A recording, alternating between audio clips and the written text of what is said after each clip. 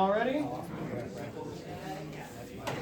Well, I'm ready, so away we go. For those of you who do not know me, I'm Poseidonus Lacan.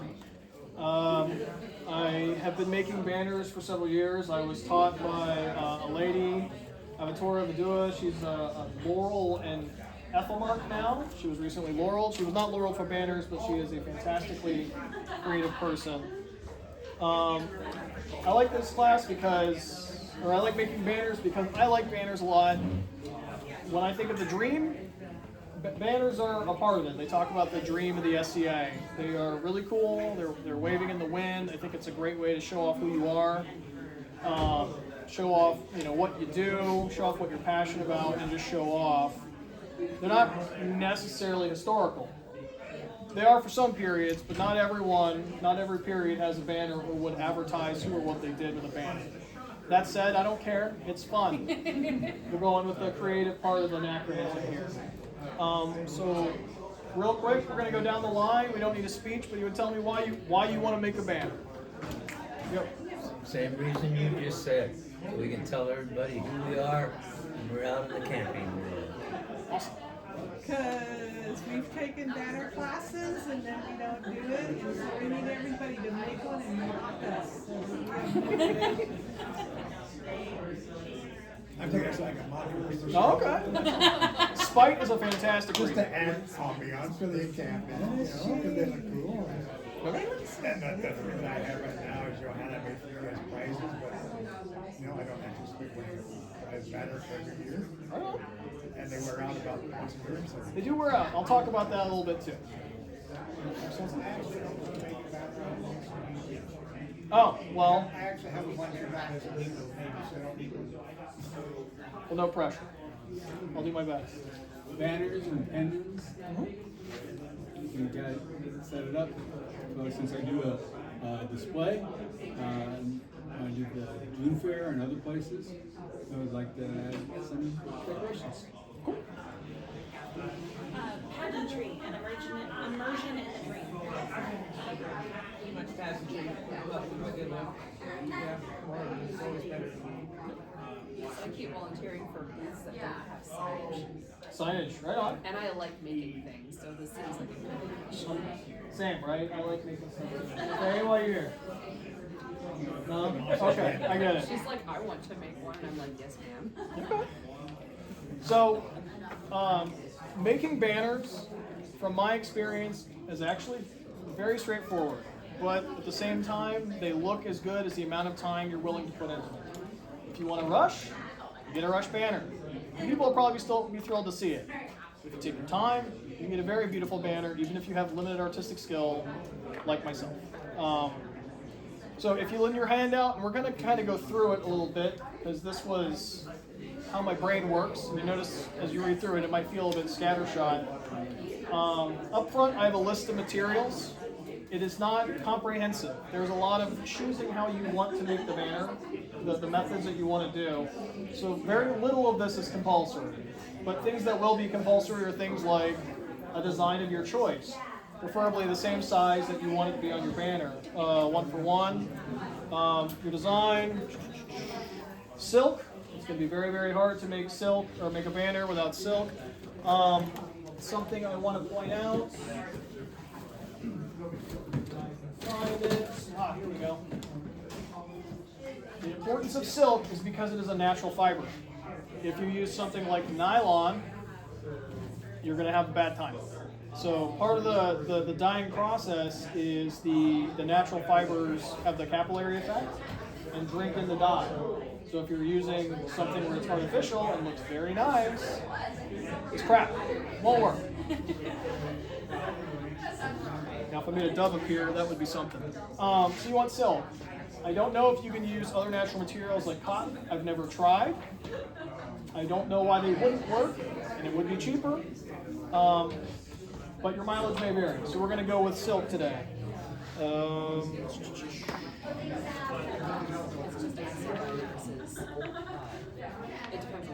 It depends on the dye type too, that's right. And we'll get to that very shortly, but yeah, you need dye, right? You can't really dye silk banner without it. And that's really the bare bones of what you need. Everything else makes your life a lot easier. So that's, I have a list of materials. Some of these links are ridiculous. It's because I just typed it into Amazon and it said give me the link and then I copy and paste it. So if you go through and type in all of this, if you have more patience than I do, what I would do is Google the header of the line and see how close you get. Okay? And again, this is not all-inclusive or comprehensive, but it is very helpful. So, the process, if I had to describe it in 10 seconds or less, you have to stabilize your silk, get your design on your silk, that's your line work. Add the resist, so that's creating cells using the line work you put on there. You're going to dye the silk, and then you're going to set the dye, and then it's party time. That's the 10-second description. But the devil's in the details. So first, I want to talk about your design and the importance of it. Whenever I make a banner, it takes me longer to come up with a design that I like. It's a lot easier if someone tells me what they want because I don't have to think about that part. But when you do come up with it, you want to think about something that's going to read far away. Banners are meant to be on poles, they're not meant to be up close. So, she brought it over here. So, Jess Gateman did a very lovely job on this. Except it's upside down. There we go. A very lovely job on this, and I think it's fantastic. But I think a lot of the detail, especially things on like the dragons that are dragon or the gorgon, get kind of muddy on a 10-foot pole. Can you say that again? So, You kind of muddy what?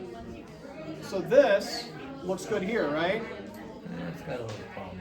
Well, I mean, Yeah. as far as detail, but if I take it, I don't know, 20 feet over there, it starts to kind of lose some of what you see. So big and bold. A lot of times when people are doing artwork, they want it to have nice fine lines. And I'm here to tell you that's a bad idea. Fine lines, number one, are very, very hard when you're dyeing the silk. And number two, they don't translate well far away. Big, bold lines. Number two, we're gonna use. Actually, I'm the most proud of this one. Perfectly imperfect. Okay. I can sit down with each one of you and show you all the mistakes that I made with this, and I bet you right now, if you're looking at it, especially if it's moving, you're gonna say that looks great. What's your problem? Why are you a perfectionist? You're gonna make mistakes. I promise you. And if you don't make mistakes, well, then teach me how not to. Mistakes are period. Yeah, mistakes are period. And if you want it to look perfect, I'm sure you can get on Amazon and find something that looks perfectly precise and everything like that, and it won't look nice. It won't have the right look. But here we go. Great example. There's some red dots here where I had some drips. You can see down in this area. You're not going to notice it. So don't get too hung up on perfection. I mean, obviously try your best. But at the same time, don't get too hung up on, oh, it didn't look right, it looks terrible. Yeah. Any questions so far? I'm talking a lot, like this is meant to be somewhat interactive. Okay. All right. So we're going to stabilize the silk. How are we going to do that? There's a couple different methods. I'm going to show you the way. Yes. You always using white silk to start? I am, because when you put colored dye on a color of silk, then you have to think about how those colors will mix. I know that Dharma Trading Company sells orange silk, which I looked at for doing like some Greek stuff to kind of look like Greek pottery. But I was thinking more along the lines of using like black dye type thing. So I would consider what you're putting on top of it when you're gonna look at the color silk.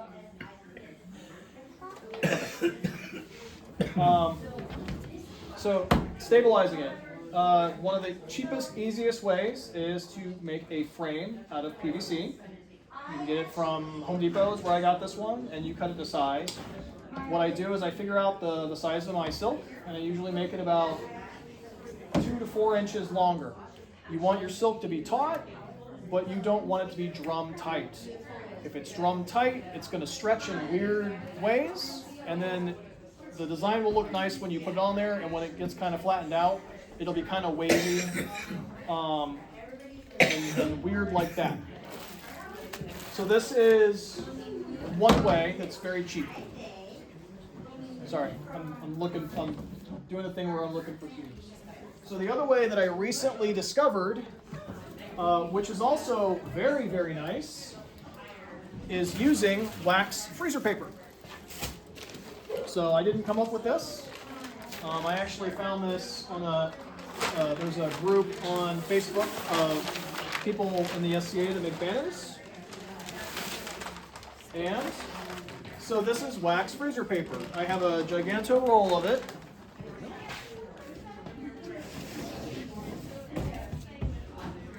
My intent is to send you home with some of this and one of these frames if you're participating on Sunday.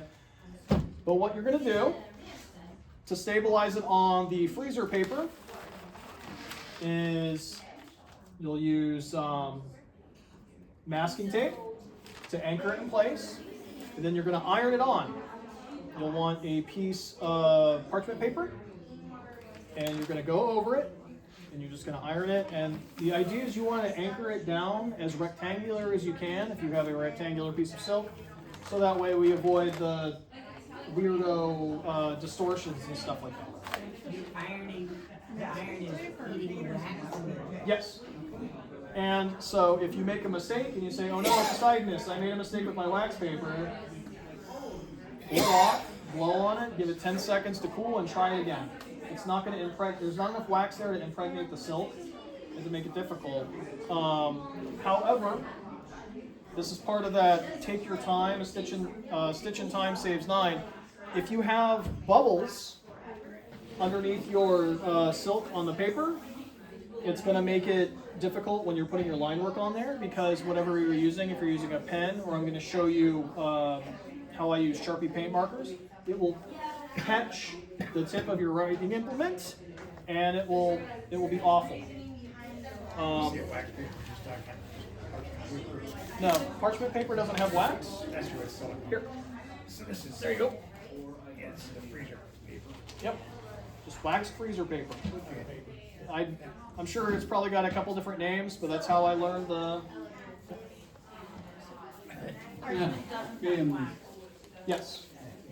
Wax paper, that's kind of good because if you're doing it. Yeah. Yep. So that's how we're going to do that. But I'm also going to show you the other way that I stabilize silk on the frame, which takes a little more time.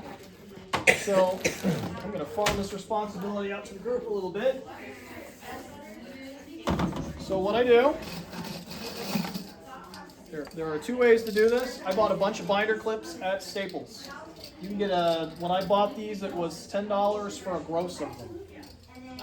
Yeah, they may be more expensive now. But what you're going to do is you're going to take your rubber band, like so, and then you're going to put it in here, like so, and you're just going to wrap it around, like so. And I'm going to do that again where you can see it, not behind the table, because I realized it wasn't very visual. Just take the rubber band, put it in the binder clip like that, and wrap it around. Just like that. Which is great, because now everyone's going to do that, so I don't have to do this while I'm talking. So. Much less fussy than the pin method.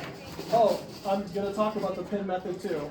But what this is, I use the binder clip method because Going to your sanity. whenever I've used silk pins before, I inevitably stab myself. So to use the silk pin method,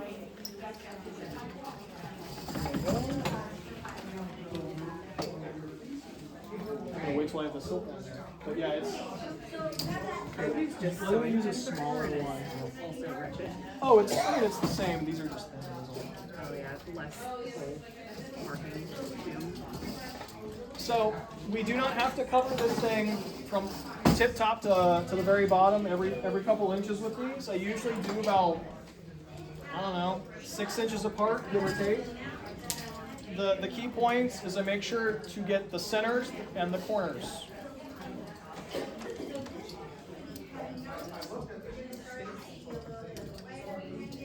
Oops. Say again? Staying out of the way. Oh, Trying to find those in the past. Joanne? Sometimes too many. Not anymore. Yeah. Womp womp. Oh, I like your corner distributing method. I was like, we'll just get it really close to the edge. No.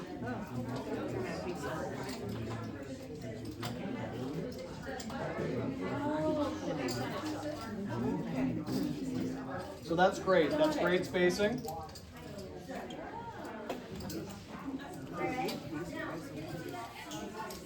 Or if you're clumsy and you break rubber bands.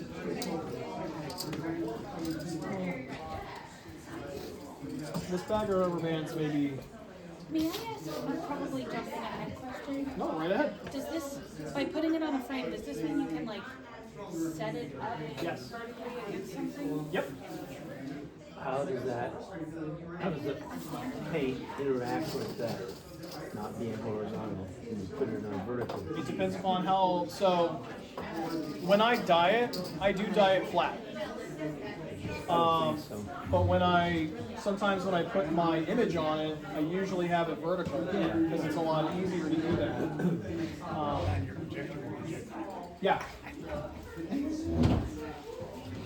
It also means you don't have a table completely occupied for the entire drying time. That's So part of the reason cats. the cats love this, by the way. Cats love silk, much like they love sewing. So this is good enough for what we're doing. We don't have to get crazier. We'll get the silk on here, and then I'll show you how you can use pins, so you don't have to buy binder clips unless you absolutely want to. This part gets a little fun because it's a pain in the ass. So But we're in a gonna sarcastic way.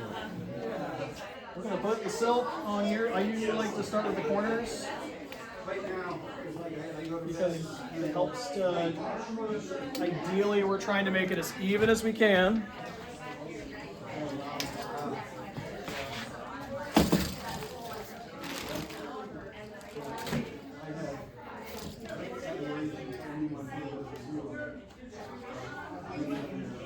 I may have made a fun mistake. We're gonna carry on smartly. I'm gonna simper Gumby here. I think I might have cut these a bit too short. Which is Frame. yeah, I think so. Simper Gumby.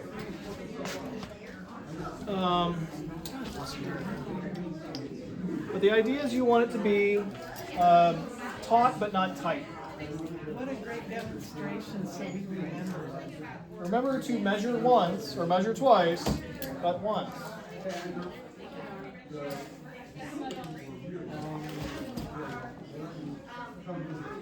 This was absolutely on purpose because then you have the end of the banner to, sew in tube.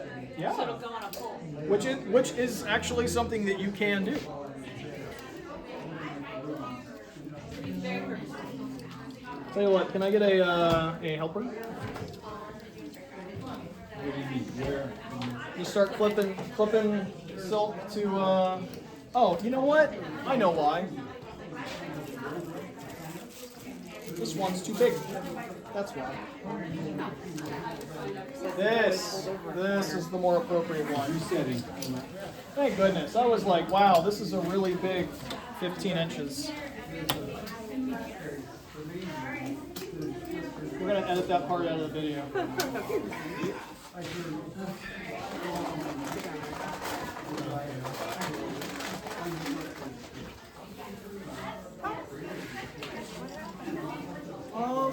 Oh. the rubber bands are kind of old and they break sometimes. So that's another point, is having many points of contact is helpful for when your rubber band breaks.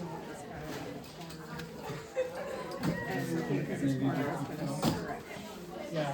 If it's hot, it's There we go. the more hot it is, the better. Is it hard getting dye on there?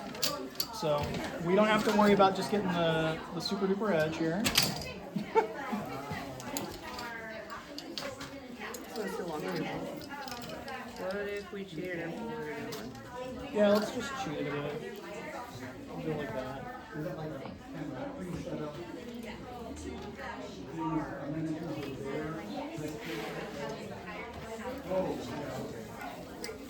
I'm gonna go and buy some PVC pieces so we can lengthen these a bit. I have some bits and pieces from my friend. That might help. Hi, it's not waiting for a reason, I'll tell you what.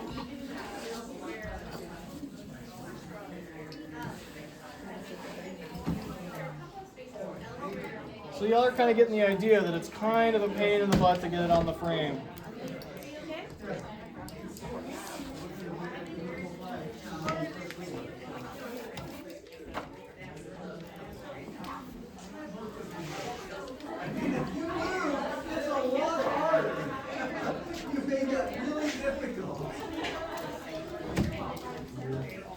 All right.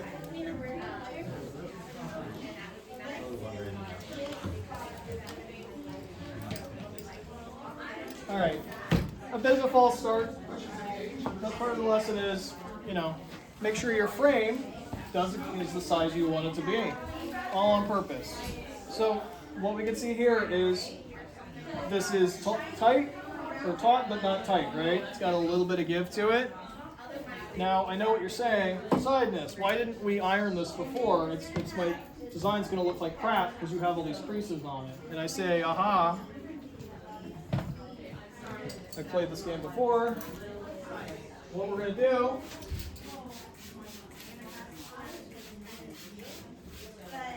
spray it down and let it dry, and it'll pull the wrinkles right out. And if you're very lazy, this is great. So while it's doing this, I'll show you the pins. So the lady who taught me, this one, used pins. And the way she would do it is she would actually line the whole thing with pins, and she would do something similar with the rubber bands. Yes, and I will show you how, and I will let you decide if this is what you want to do with the rest of your life. But I will not be there with you. So, yeah, so we just put a pin through here. Let me do it on this side so you can see it better, even though the silk is damn near sheer. Then,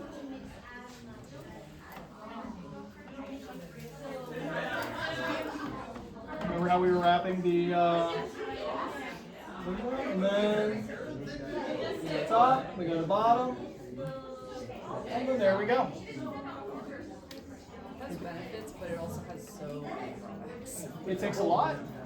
You lose pins. Snap yourself. I poke myself in the finger. You get little drops of blood on your silk. Very period. It sucks. But you may not want to buy a bunch of clips. You may already have a bunch of straight pins. This may be a money-saving way to do that. Okay? So, ironing takes a little bit longer, but it's a lot less finicky. Okay? All right, that is stabilizing the silk. Questions? Yes? With the clips, do you have difficulty getting under the clips? You have to leapfrog them. So, whenever I'm getting near the edge, I will unclip it, I'll dye it, and then I will clip it again. And sometimes you'll find near the edge, no matter what you do, if it's on wet dye, you might have little footprints from the clips. you're going to get something similar with the pins too. If you are massively concerned about this, I would say that don't go close to the edge, or take your time when doing near the edge, let it dry, come back to it. Again, take your time, you're going to get a better thing. Notice, you can see that the wrinkles are coming out. Just that quick. So, I'm going to set this here for now.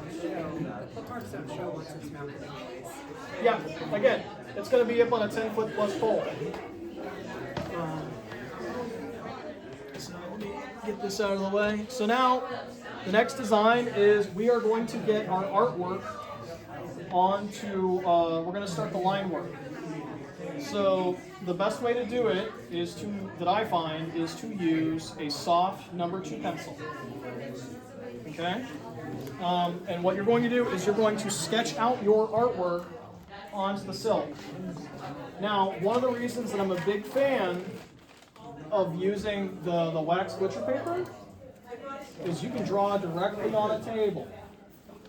When you are trying to draw on your silk, you're trying to draw on something that moves, and so you have to kind of have a light hand with it.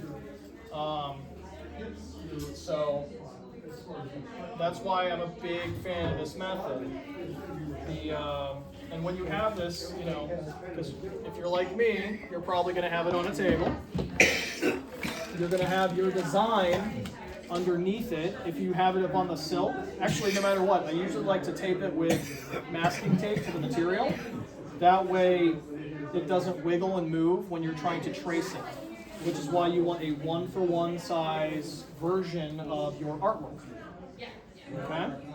Another advantage, well, they come with their own advantages.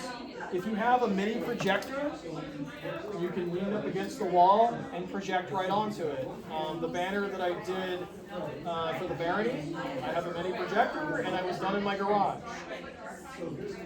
But another reason why I'm such a big fan of using this method, and I'll show you, if you've done any scribal work, you probably have,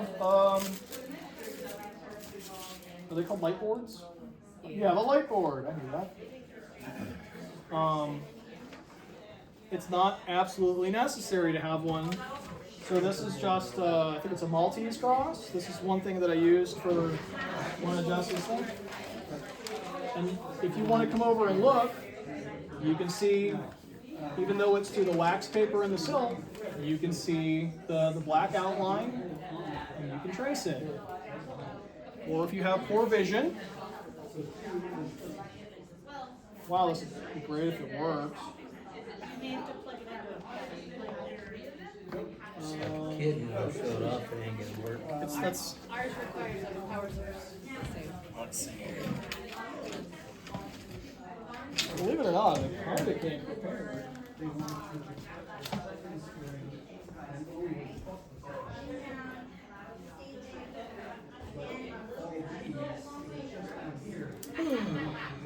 I did not bring my mini projector because it is kind of a thing to set up.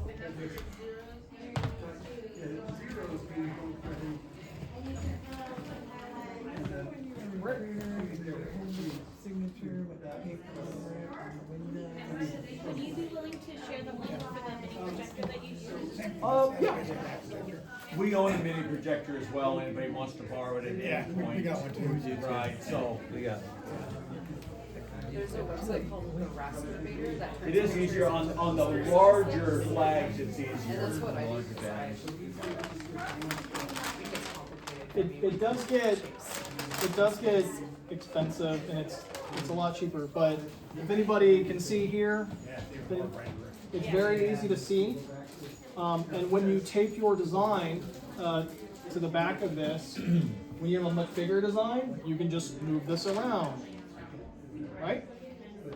And so what you're going to do is you're just going to take a pencil, nice light number 2 pencil. You don't want it to be sharp, because if it's sharp, it's going to catch on the silk, or and that makes it a pain in the ass.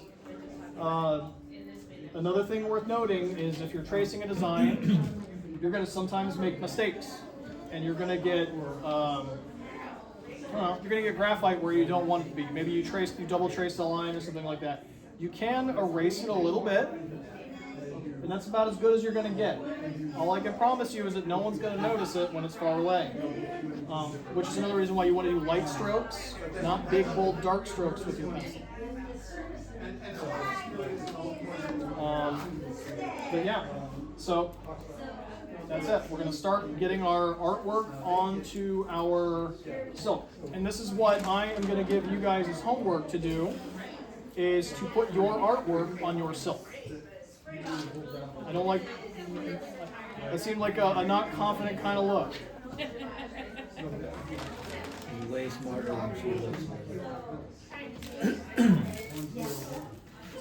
All right. So now we've got the beginning line work on our silk. Can I have one of those? I stepped on it. The next thing we're going to do is we're going to start doing all the outlining and putting down the resist on our silk. Okay, so we're adding the resist to the silk. So resist is something that you put, a medium that you put on the fabric that prevents the dye from running. That's all it is. There are many different types of resists. Different things can work as resist. Wax seems to be something that very skilled people use, skilled silk dyers. The main type also is called Gouda, G-U-T-T-A. Gouda comes in a lot of different flavors, but don't eat it. Yeah, you can get metallic Gouda, you can get black Gouda, you can get clear Gouda. I use clear Gouda, and there should be a link for Gouda on here. If not, I will get one for you. Yeah. And if you say, but beside this, all these colors are great, I want yellow Gouda because I want to do yellow line work on my checky, you take some of your yellow dye and you mix it with your clear Gouda or your white Gouda, and then you have yellow Gouda. So you can customize it to what you want if you don't want to have big lines. Like checky is a great example of, I don't want to have black lines with my yellow and white checks. It sticks out. Yes, ma'am. Does the resist stay permanently as part of the banner? It depends. So the type of Gouda that I use has a texture to it. The clear stuff will wash out, and then it just leaves nothing there. The black stuff will leave a black line, and so on and so forth. So if you want something, like a great example is, I don't have a lion head, unfortunately. I did a populist banner as a. Oh, does it? Oh yeah, thank you. Okay.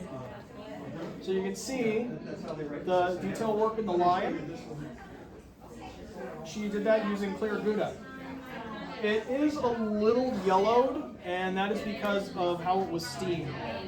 That I figured a way around that, which is when you let it dry, then you just go and you kind of rough it up, and all that texture stuff kind of, I don't know a better word, it scabs off. I don't know a better word for it. It sounds gross. Sloughs off. There you go. But she used clear Gouda to do the detailed work of the lion. So the black brings me to another type of resist you can use. One thing that I like to do, especially for the edges of my banner, is I like to use acrylic paint. What I do is I mix 1 part acrylic paint to 1 part water. It comes out, you want to have kind of a melted ice cream kind of texture. There's not a perfect consistency, it's ruined type thing unless it's runny, but you don't want it to be too runny. And that will also permeate the fabric and prevent the dye from running. Now, to the easiest cheater way.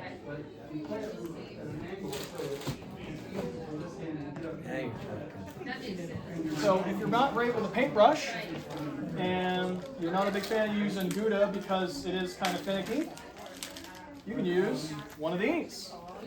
This is a Sharpie oil paint pen.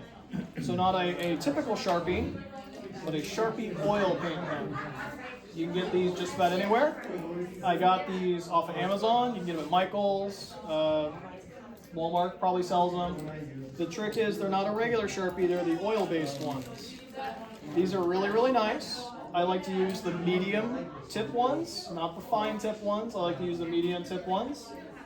And what you can do is you can draw right on your silk over top of your graphite lines and have your design on there.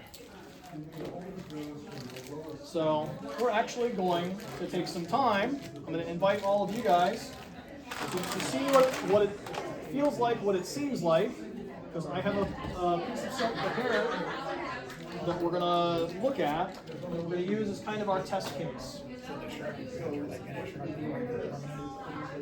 Say again? It is permanent. So once you get that on there, that's staying on your silk. It don't come off. So which is why it's important to do your line work with your pencil first. Sometimes, it gives you a chance to eyeball it. It's more forgiving. Once you put this on there, it's done. But it doesn't spread through the fibers? Very, very little bit. And everyone's gonna get their chance to try it out, okay? So, let's talk about that acrylic a little bit. So, this is something that I had prepared previously there's my handout that I was using. That I was gonna make something out of, and then the dopamine wore off, and I moved on to the next project. What you can see here, and I want you to actually touch it too, so you can feel what it feels like, is I used acrylic on this to do the borders for this. So I was gonna make 3 pennants to try to maximize the use of the silk. And a trick that I learned, which is very, very handy. So one thing, as much as I'm like, I don't try for perfection. I hate lines that aren't straight. I hate them. It makes the roof of my mouth itch. So what I did, and what you can do, and this will work on the stretcher, and it will work on the wax paper, is you can lay out lines with the masking tape, and you can paint, and it will do a fairly decent job. So you get out a pen that's already been opened. Not you. Second? You can cut this. Yes. Does it unravel or? I'm going to pass this around. I'm going to start here. I did the edges of these with acrylic, and then I just cut it right along the acrylic. It is raw edged. So you'll notice that this one's a little fuzzy. No one else will. And this one's a little older.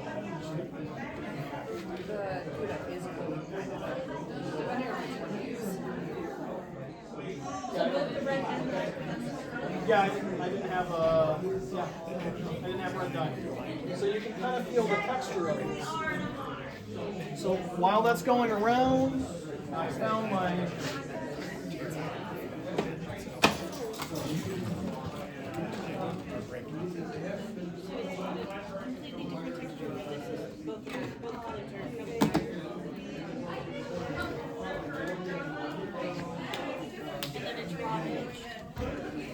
The item we were talking about mixing with acrylic paint for the consistency of melted ice cream. Yes, ma'am. Acrylic paint is like Bog standard stuff you get from Michael's. Usually comes in like 4 or 8 ounce tubes.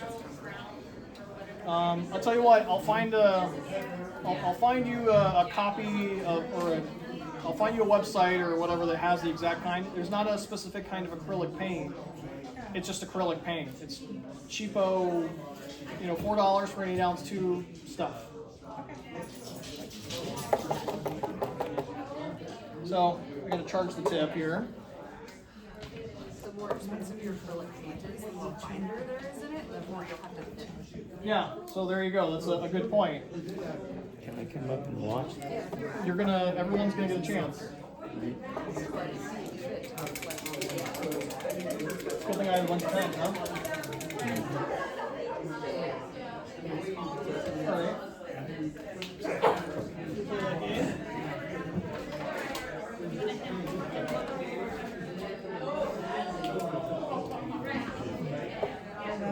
Okay. Who wants to be the first person to try? There you go. Awesome. Okay. Why don't you start over here? Draw whatever you want. No gang signs. Something that I can show my mom. So take your time with it. So the idea is we want it to be, we want the line to be thick. So like, he's going to do like a T, okay? Something like that. So you can see how it's nice and opaque. So why don't you try that? Nice and slow. Yeah, go right ahead. So anyone who wants to get, everyone's going to get a chance, but if you want to get in closer to kind of see what's going on.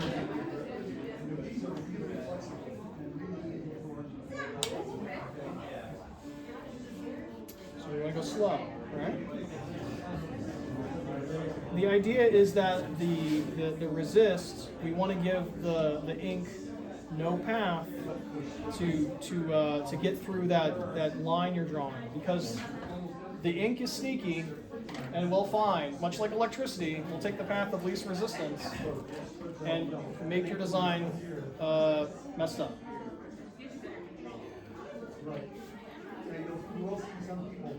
So you can tell the silk's a little loose right here. You can feel the difference. All right, why don't we give someone else a chance? Who's next? Me.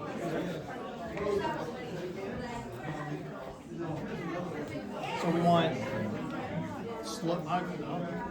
What you want bold lines. They don't have to be right angles. So take it there you go. Nice, a little slower. Oh, there you go. Yeah. So you can see how it bleeds a little bit, and that's fine. There you go. Next.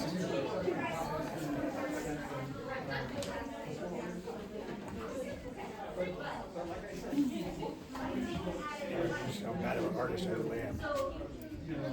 This, we're not going. We're going for perfectly imperfect, so it can be anything you want. This is mostly just so you get a feel for it. Yep. A little slower. A little slower. It all depends upon how fast the paint is coming through the pen. Alright, I want you to part your knees. What? Just draw a square in there. A square. That's fine. So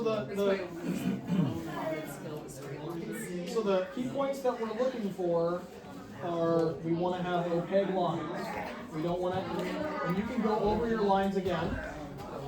And see, you can see when you're doing it, it's like, okay, if taking your time, if you rush, it's going to be more challenging. And also, over here, you can kind of see where the silk has come up a little bit, and you'll get a feel of what it's like trying to draw on it when the silk is not adhered properly. Anything you want. Well, you said that, so you can dye it, so it's only going to go to here, it's not going to go around it, right? Yeah, but you have to have a complete, yeah, you have to have it connected. So you want to make essentially a cell. Right. So if you want to, like that would be a cell, right? These would probably be cells. So if you want to just try like a. Well, so this is what I'm trying to. Okay. So I'm trying to figure out how I'm going to do that. Well, what I would do is I would do the outline, Yeah. and then for the interior work, you can get away with using something else, or you could use that.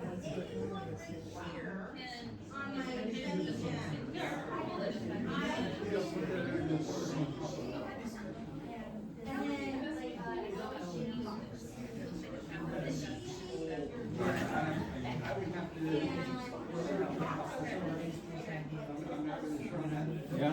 Yeah, and then you can do the detail work. So yeah, and this is mostly just for the experience, but I can tell you right now, that's where your die is going to come out.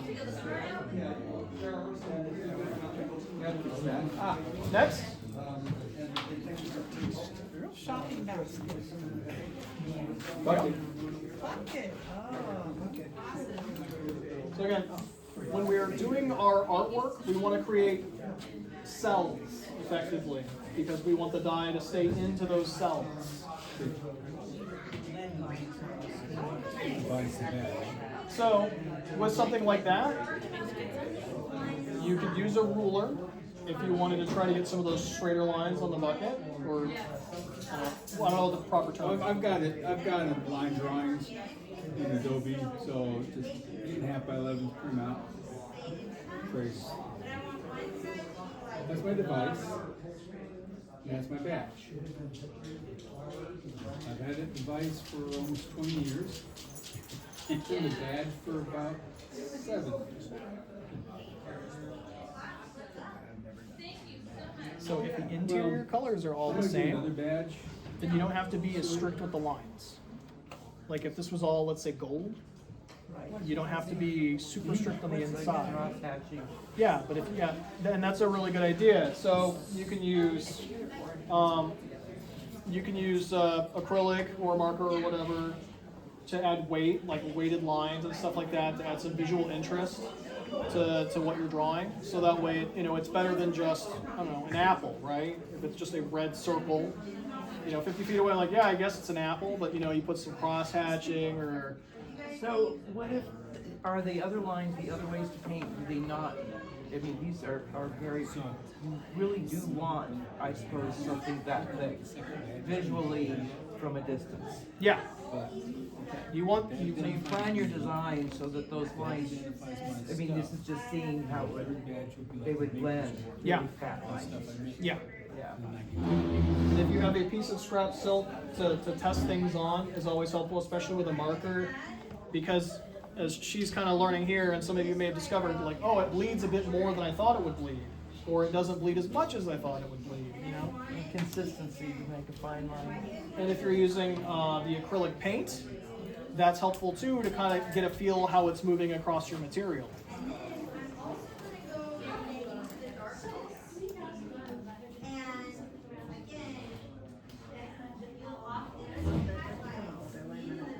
Yep.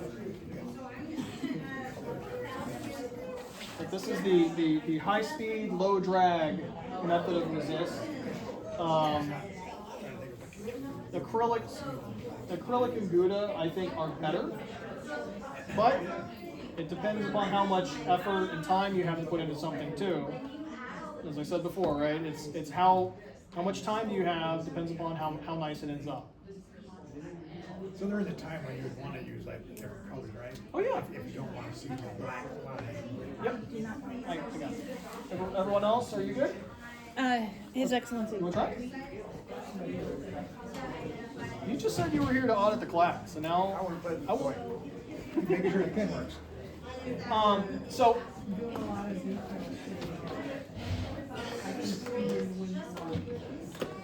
since you brought it up, the wonderful Sharpie company makes different colors ones, and I at one point had some. Oh, there we go. Yeah, so you can, like I said, if you want different colors for your outline, you are not limited to clear or black. Same thing with the Gouda too, just be different color dyes. Exactly. You just have a bazillion of different little bottles of Gouda with different colors. Yep. A gazillion little tiny bottles. So I will sometimes use these. So a neat trick that you can do with the acrylic is you can actually, if you get a little tiny squeeze bottle, when you have the right consistency and you have a nice tip, you can squeeze it out as you go. So that's how the Gouda typically goes on, is you have to squeeze it out.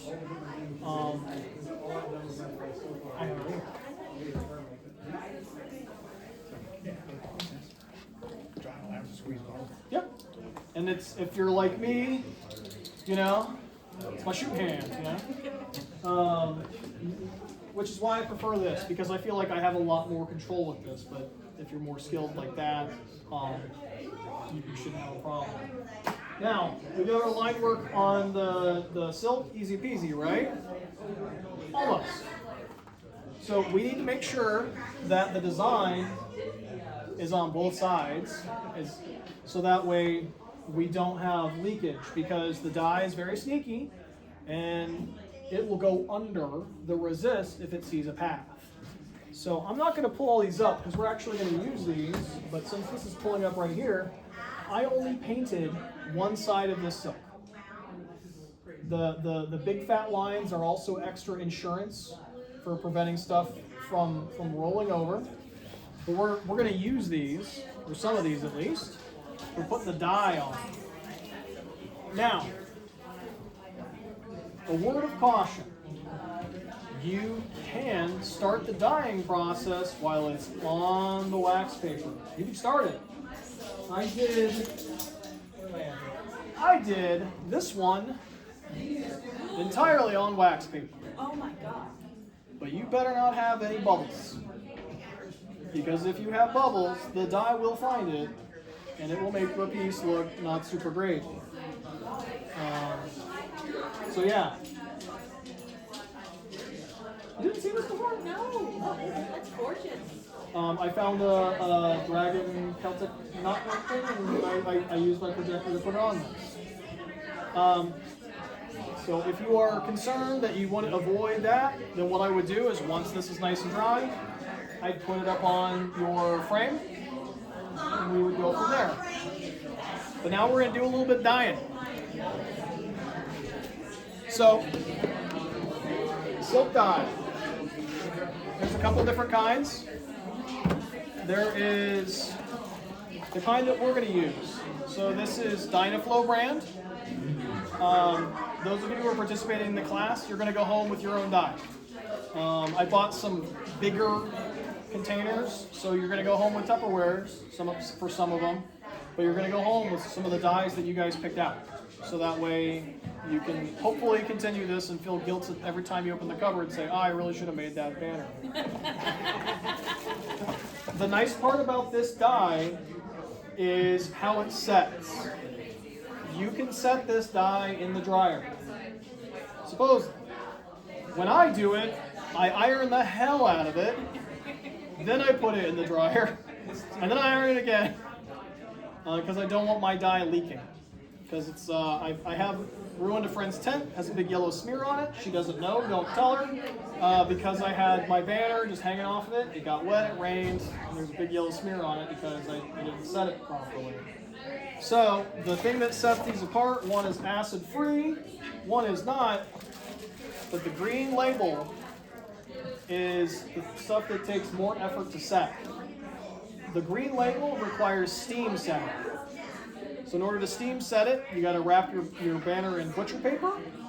No wrinkles, no silk touching silk, and then you have to immerse it in steam for about 90 minutes. 90? I usually do 90, yes. Maybe an hour. Maybe, I think what the label says is an hour, and I'm like, I'm going to do 90 because I don't want to. I do. I did buy a steamer. It's a big stainless steel metal box, about 3 feet wide. It's got a pipe in the middle, like you roll up your silk on it. You put it on the stove, you turn on 2 burners, and you let it steam.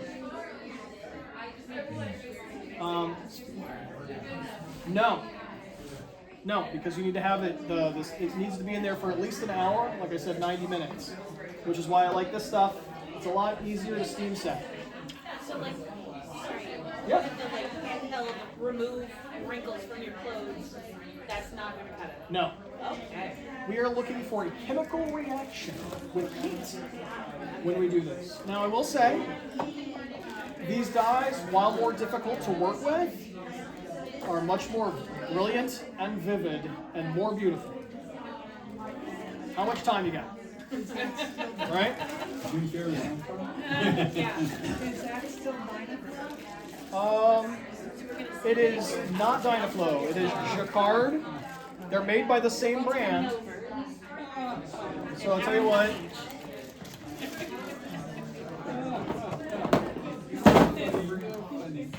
I'll pass these around so you can kind of get a look. The blue one is the kind we're going to be using.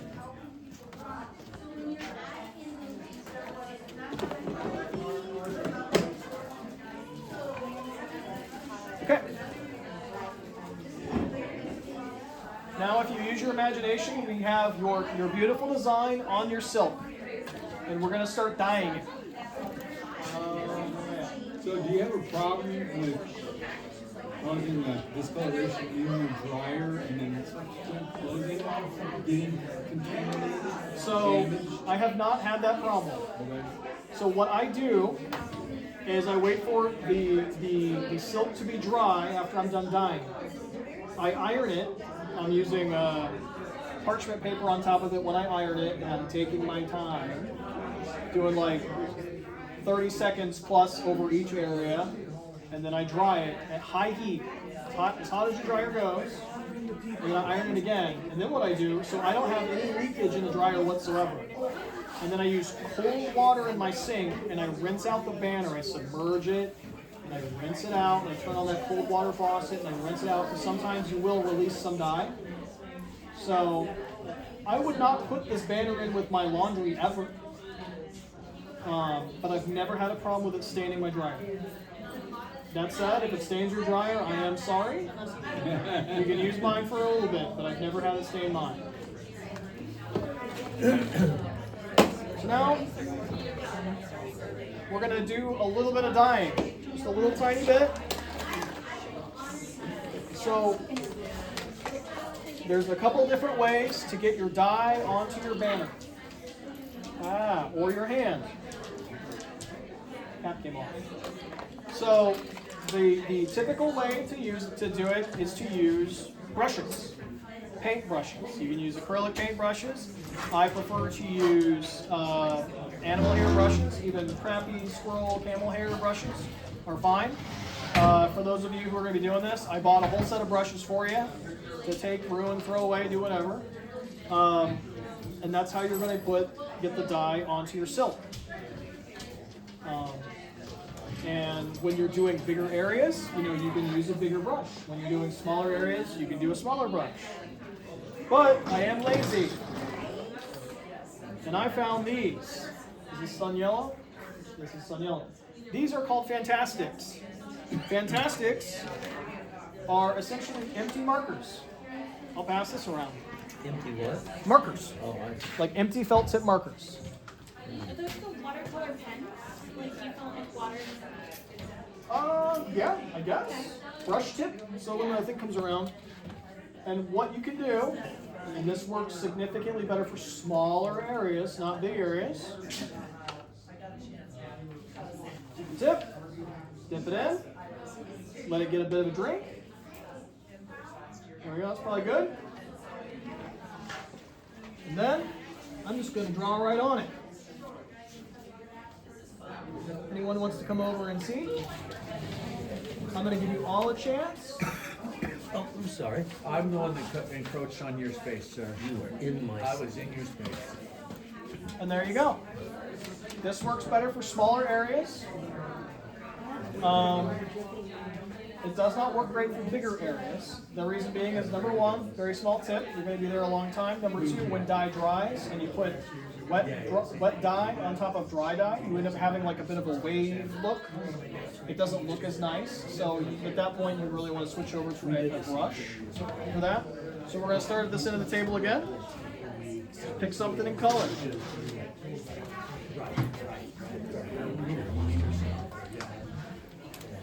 So I would advise you to not go right up to the edge. Let the silk do its job. The silk is going to pull that dye as far as it goes, right? It wants to get past the resist if it can. So if you go on top of the resist, it might spill over. And here we go. Yeah. So either we have a gap in your line, but it looks like chances are you got a little too close to the line. So we're making mistakes. We're making messes. Okay. If you have a perfect banner when we're done, then I'm going to know you're a ringer.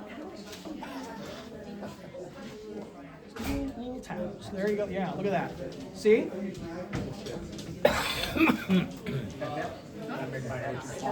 So this makes the. That's fine. This makes things significantly easier. You can still use brushes and stuff to do this. One of the reasons I like this is I have a real bad habit of having a nice brush full of dye, and then I dribble right on my banner. These guys don't dribble because they just soak up as much as they can soak up, and they won't soak up anymore. So yeah, start in the middle. Get a little adventurous to see how it feels as you get closer to the edge. You can use a little more pressure than that.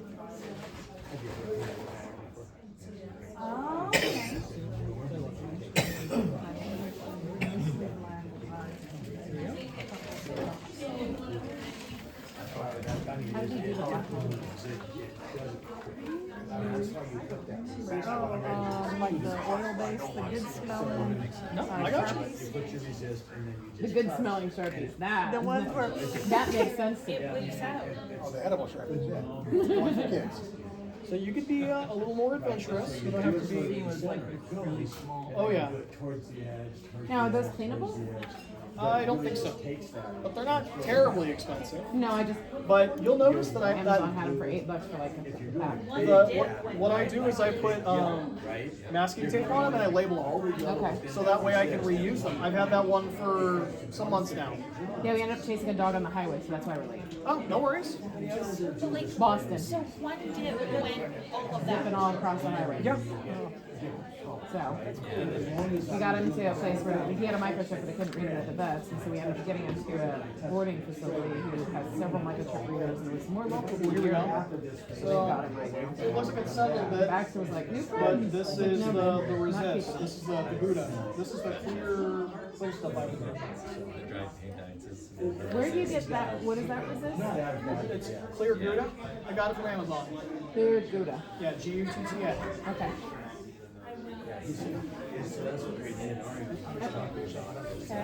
Yeah. Go right ahead. Right near an edge, right? So you can see, you can feel what happens and see what happens when you get close to see if it leaks over or not. So you're gonna find that the biggest challenge is making sure you don't have too much dye on the silk. Because even if it's on the frame, if the silk has too much dye on it, the dye will just kind of, the gravity will hold it down, and then it'll go under the resist, and then it will dye. It will dye the adjacent parts. So, oil-based paint Sharpie.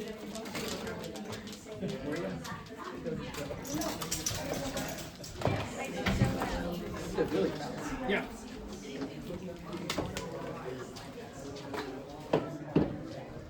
Is that what you would use for these? That was acrylic paint. Wow.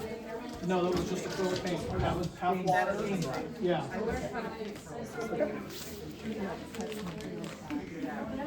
That's a good thing.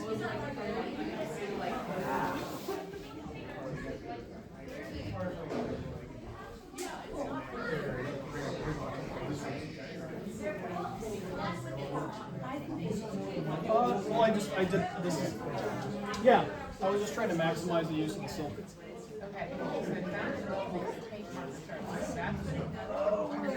Where are we at? We're good for time. So, clear as mud? Okay, can you take the silk and cut it and make several small As long as you have something for your edges, because it's still fabric, right? So the one banner I passed around, I was able to cut along the acrylic, which prevented the edges from fraying. But if I just went down like this, the silk is just going to have that raw frayed edge, like any woven fabric. But let's say you wanted to make a bunch of pennants, small pennants, you just do a zigzag. Right? You do a nice zigzag, make sure you have some, acrylic lines or whatever you do, and then you can snip it. Real easy. Those turned out well. You did a great job on that. That's amazing. I wanted to see like if you get like pearls that are natural couldn't have more like Maybe I'll draw some like. As a matter of fact, I don't know if Jess, sorry, she didn't. Okay, I made her effectively a sister version of this, but she didn't like it. But it's not a big deal. And it's great for these like So, little puppets. okay, if we're playing along, we've dyed our fabric, right? And now it's time to set the dye, right? No. This is like green on yellow. It is a best practice, not necessary, not required, but it is a best practice to dye both sides of the fabric. And the lady who taught me this, I said, but that doesn't make sense to me. The dye is going to impregnate the fabric. Why would dyeing both sides of it make it look better? And I'll never forget the words that she said to me. She said, then don't fucking do it. Don't get in the face. So, Now, that kind of talk I can understand. so to that end, Does it change the brightness of the color? it does, and I'll show you. And maybe it's just a function of dyeing it twice. This is a banner I made when I first got the Dragon's Lair some time ago. And you can see it looks fine. It looks serviceable. There's nothing absolutely terrible with this fabric. It'd look better if there was dye on both sides. Yeah, exactly. But you can see, if you want to get close, you can see all the mistakes I made. A great example of issues with large areas with dye. You can see places where, you know, I put wet dye next to dry dye. And that's how you end up with some of this look. So in other words, when you start a big section, you want to be ready to finish it. You want to be ready to finish it, and something that you can do that will help give you a little bit of insurance is actually if you can get the silk slightly wet before you start. So if the silk is slightly wet with water, you will have to play with the dye a little bit more getting it on there, but it will also give you a more even texture. And you wanted blue, right?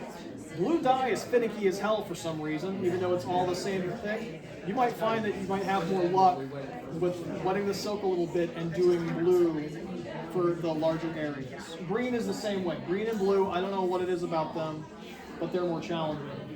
So, Is this belly a different color? yeah. The populous badge, the belly is like a darker gold.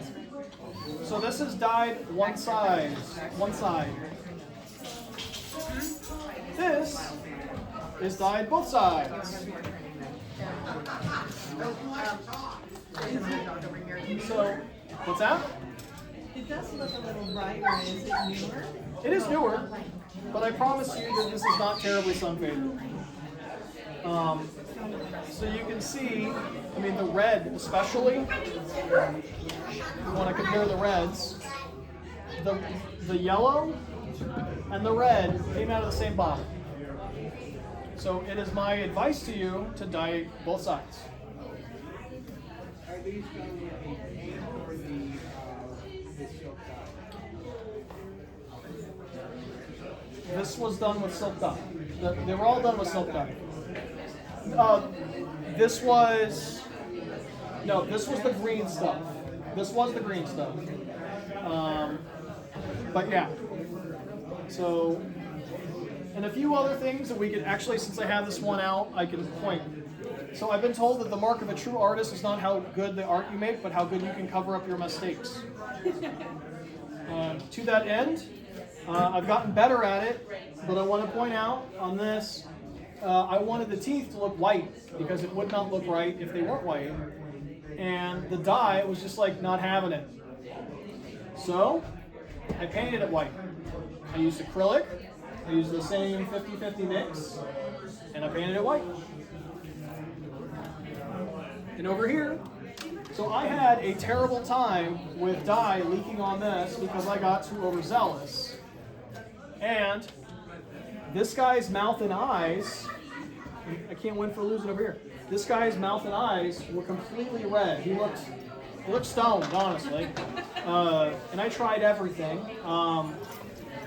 one thing you can do if you have dye spillover is you can get cotton balls, pinch both sides to kind of seep out some of that extra dye. You can wet it. A little rubbing alcohol sometimes helps, but it'll just fade it. It won't go away completely. I did everything I could to make these eyes and mouth white, and then I gave up and I painted it by hand. And this, if you want to come over here, unless I told you, you probably wouldn't notice, but this, you can feel it just by touching it. That's acrylic. It's nice. So if you make a big mistake and you're like, oh no, it's going to be up on a banner pole, there's still ways to cover it up. Also, I did not intend for this Gorgon to have a halo of red around it. It looks pretty cool, right? Thank God. Because I was not thrilled when I saw it. And that required a little bit of playing with the yellow dye, trying to fade out the colors, do a little bit of shading, which you can do with the dyes. You can shade. I'm not very good at it, so I don't really kind of go into it. It gives it a three-dimensional. It does. Totally on purpose. Yes. Didn't mess it up at all. Take the credit. So, but, you know, we can go through it and talk about the different stuff. I'm going to take a half a step back and talk about resist a little bit more. I know I had talked about wax. This is an experiment that I did once upon a time. I used crayons. My children had crayons, and I used white crayons and black crayons to do the line work on this because I wanted to see if I could do wax resist like the professionals do. And I can't. But what I can tell you is that crayons do not make good resist. But, you know, from far away, no one cares. But it did not, as much as I'm going for perfectly imperfect, it didn't really merit what I wanted. And you can see like where the tongue leaked, where the yellow had leaked. This red splotch is I needed a piece of silk to test something, and this was the only thing handy, as well as this is probably from here, actually. This is probably how I tested the belly of that. So we can pass that around and you can see. You guys already saw it earlier, but We saw it again. yeah. So after we set our dye, right, it's heat set. It's a chemical reaction. I've also been told if you leave it on a stretcher for a month, it will cure. I've not tried it. If you do try it, report back to me, let me know. But I'm not putting it in my dryer.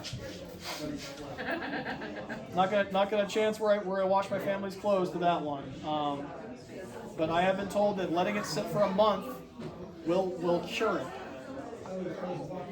And after that, it's however you want to put it on a pole. I like to use just some fabric to make a sleeve.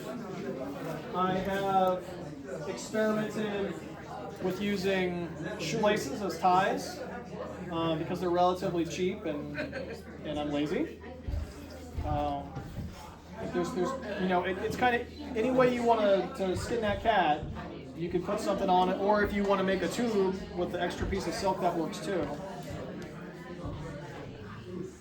Now, one more thing to talk about that is pretty important, and it comes when you're designing your banner. It's nice that from Dharma we can get these in big rectangles. Rectangles are pretty nice.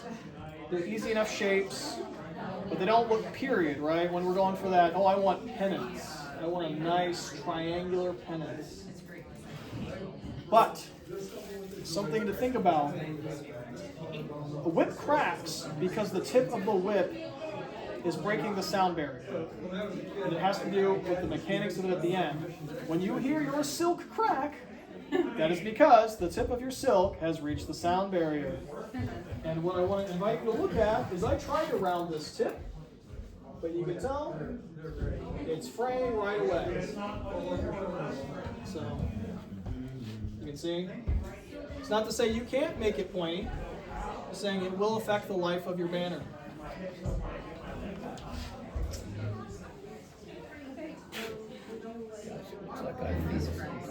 We've got some that even wore off inside the resist. Oh, I believe it.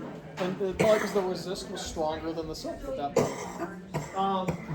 So thinking about the shape of it, and how long you want your banner to last. You know, if it's just going to be something kind of small, and that you're going to have like, I don't know, on your tent, like on the one of your tent poles just outside, you probably don't have to worry about it too much. But if it's going to be something that's going to be whipping in the wind, you're going to have a harder time. Swallowtails, I think, are some of the coolest looking banners. You ever tear a piece of fabric? How do you do that? Make a little snip, and you just shh. Guess what a swallowtail is going to do? Shh. So you might want to make that in pieces and sew it together rather than snipping. Or, you know, you're going to want to make a nice round trough when you do that cutout. So this is also another example where you see this red border around the ant. That's acrylic. It's that 50% water. So you can still use acrylic to decorate it if there's something particular you want, or you're like, oh no, I put an ant with a yellow field next to Checky, that looks weird. Yeah. So can you use acrylic instead of dyes? You can. It'll just be stiffer. It will be a lot stiffer. It'll affect the way it moves. Also, see here. I think I actually painted both sides. You may end up wanting to paint both sides to make sure that that line is completely bold. Usually if it's a nice fat line like this, you don't have to worry about so much when you're using it for resist. But if you're going for that look, then I would probably paint both sides. So, yeah. What else? Oh, one other thing when dyeing. If you're going, let's say you're doing Checky, who knows? On tier, you might do Checky. You got a lot of these lines. Sometimes it's advantageous to start with a little bit of water on your brush and go over it with water and see if that water wants to leak through any side. Because once you're, what's that? Yeah, if the water leaks through, the dye will leak through. And it's a good way to kind of test it. Sometimes people who want to do big fields will use foam brushes. And I used to use foam brushes. And I'm here to tell you, I don't recommend using foam brushes because while they can hold a lot of dye, they will also release a lot of dye into your silk. It will pool underneath, and then it will find a home. So I do not recommend using foam brushes. Not to say you can't, but it's maintaining the right amount of liquid when you're putting the dye on there. Yeah. So, as you do the black stripe? I use masking tape, and I whip down the mask. Actually, I think I might have used a ruler on this one. I think I used just a standard yardstick and went down. I'm sorry, maybe I'm not asking the question. Okay. So you have this large field of black. Oh yeah. How did you dye that whole field? What kind of brush? Start at the skinny end, and I whip from one end all the way to the end. So it looks a lot better if it's continuous. So if I wanted to dye this red, I wouldn't start here and then move over here. And you can tell around some of these ones where I went around a shape, where I said, I want to go around the shape first, which is advantageous. And then you can tell where it kind of looks like staining, I guess. That's because I started going this direction and it didn't work out too good. Black is a lot more forgiving when it comes to that. So you mentioned in your notes using different size natural fiber brushes. Yes. Because you have a very skinny end and a wide end, do you use a large brush throughout, or do you use multiple brushes? I will use multiple brushes, or if I get lazy, I'll start just using the corner. The smarter person who takes their time will use the right size brush for the job. And if that means you have to downsize or upsize as you go, then that's what you should do if you were taking your time. With a natural fiber brush? Acrylic brushes will work. Natural fiber brushes work better. They're also more expensive. How fast does it dry as you're putting it on? Pretty fast. You saw how fast that dried? Faster. So, I don't know, 30 seconds. You don't have to rush, but you should not stop because you're gonna end up having, if you take your time. There's too much time. So something that I kind of struggled with here for the yellow on the shield. This is a lot, and it doesn't have a nice place where I can say, okay, I'll start here, and then I'll just no, because you kind of have to go out like this. So you kind of have to be strategic in how you're doing it, and if you can have a friend help you, that's also very nice too. You just have to have a very trusting relationship with this person, and you don't want to have a fight with them later if they don't do things the way that you want to do them. So do you do the darker color first and then the lighter? That is a great question. I would recommend always starting with the lighter color first. The reason being is the dye will impede other dye. So, and if you start with a lighter color and you make a mistake, darker dye will cover it up. I put black on last. That way, black covers up a lot of sins if you've made a lot of mistakes. There's probably a bunch of red in here that leaked. That you can't see because I covered it up with the black. So, as a matter of fact, there was red that leaked into the star, but I did a decent enough job getting it out. I can see it. Well, it's that the artist knows all the flaws. And again, right? If it's up on a pole, number one, anyone who sees it's gonna be like, oh, cool, banner. That's just, or they might say, wow, that's a lovely banner. Get about 10 seconds.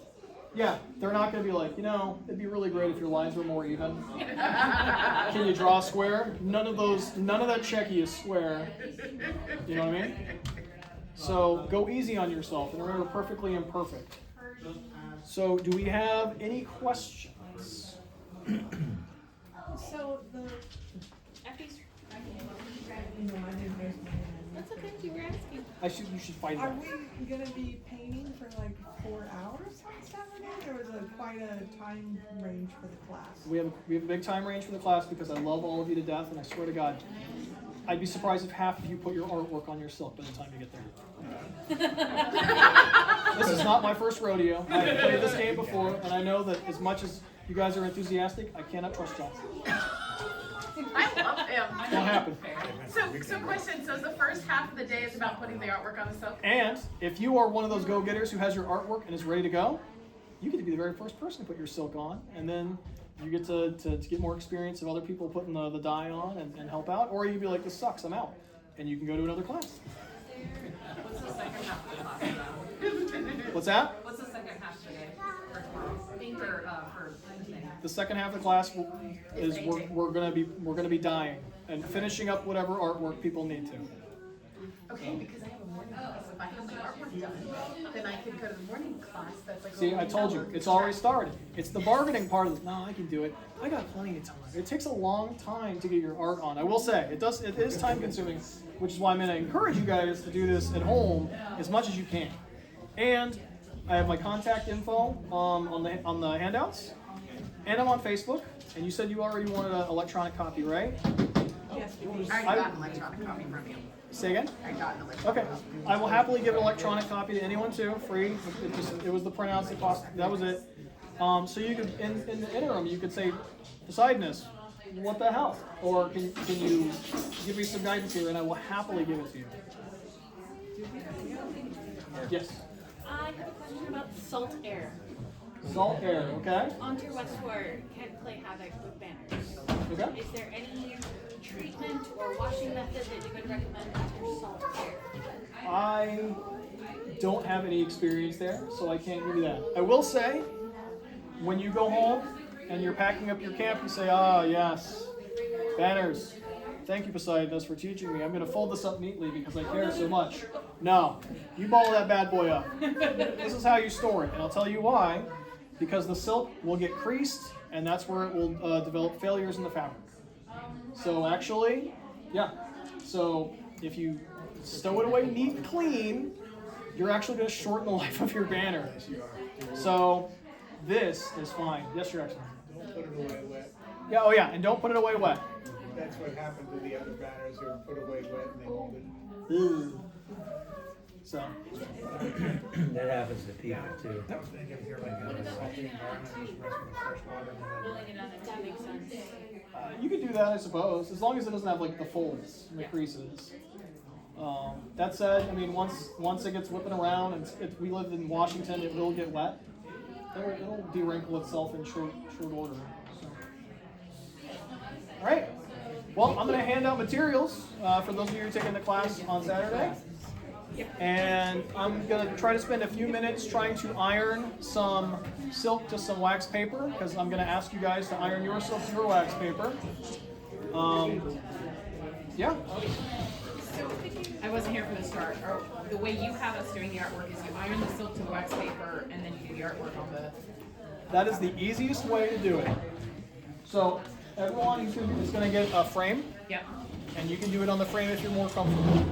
It's one of those kind of comes down to preference thing. This, for me, is the easiest. I like that. That's a new technique for me. So, all right. Okay. Thank you. I'm gonna